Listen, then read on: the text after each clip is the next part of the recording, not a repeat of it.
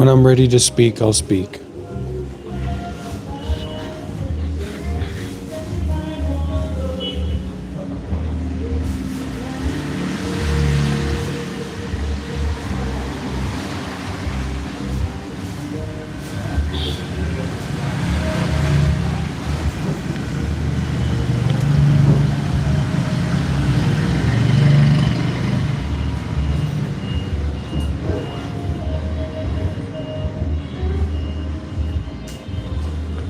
There has been a dramatic breakdown in our level, in our degree, our capacity for communication.